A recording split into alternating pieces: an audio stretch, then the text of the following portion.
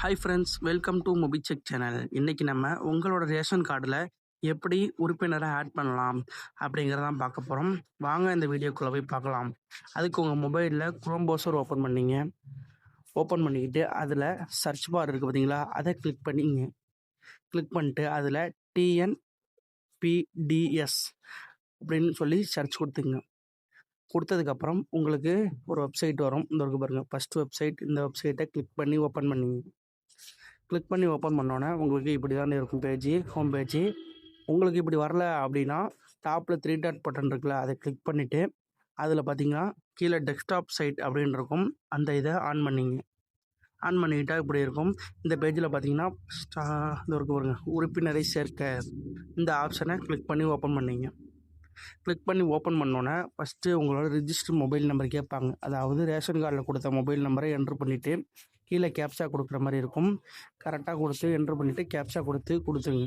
இப்போ கேப்சா கொடுத்ததுக்கப்புறம் நெக்ஸ்ட்டு வந்து உங்களுக்கு 7 டிஜிட்டலில் ஓடிபி வரும். அந்த ஓடிபி என்ட்ரு பண்ணுற மாதிரி இருக்கும். இப்போ எனக்கு 7 டிஜிட்டலில் ஓடிபி வந்துட்டு நான் இப்போ இதை என்ட்ரு பண்ணிக்கிறேன். என்ட்ரு பண்ணி பதிவு செய்யன்னு கொடுத்ததுக்கப்புறம் உங்களுக்கு உங்கள் லொக்கேஷன் ஆன் பண்ண சொல்லுவாங்க. ஆன் பண்ணோன்னா உங்கள் ஃபேமிலி டீட்டெயில்ஸ் எல்லாமே காட்டுவாங்க. இதில் பார்த்தீங்கன்னா நீங்கள் ஒவ்வொரு டீட்டெயிலாக என்ட்ரு பண்ணுற மாதிரி இருக்கும். ஃபஸ்ட்டு உங்களோட நேம் என்ட்ரு பண்ணுற மாதிரி இருக்கும் இங்கிலீஷில், அதை என்ட்ரு பண்ணிங்க.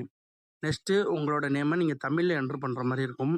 அது பக்கத்துலேயே இருக்குது பார்த்தீங்களா, அதை கிளிக் பண்ணிங்கன்னா தமிழில் வரும். நீங்கள் மொபைலில் யூஸ் பண்ணுறதுனால ஈஸியாக தமிழில் டைப் பண்ணிக்கலாம். அது வந்து ஜெண்டர் செலக்ட் பண்ணுற மாதிரி இருக்கும். அப்புறம் வந்து டேட் ஆஃப் பர்த் கொடுக்குற மாதிரி இருக்கும்.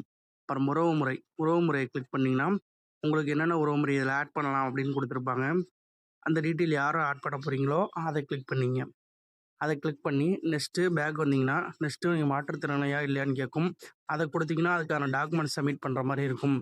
அது இல்லை அப்படின்னா மற்ற ஆவணங்கள் இருக்குது பார்த்தீங்களா, இதை கிளிக் பண்ணிங்கன்னா உங்களோட ஆதார் அட்டை பதிவு பண்ணுற மாதிரி இருக்கும்.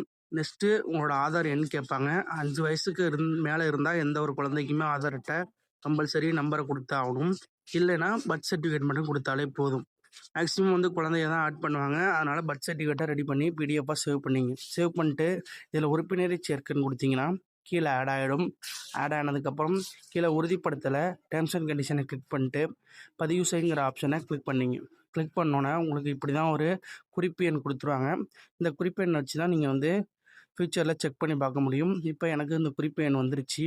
இந்த குறிப்பு எண்ணை நோட் பண்ணிக்கிட்டு திரும்பி ஹோம் பேஜுக்கே வந்துட்டீங்க அப்படின்னா இதில் வந்து லாஸ்ட்டில் இருக்கும் அட்டை தொடர்பான சேவை நிலை, அதை வந்து கிளிக் பண்ணிட்டீங்க அப்படின்னா உங்களோட குறிப்பு எண் கேட்பாங்க.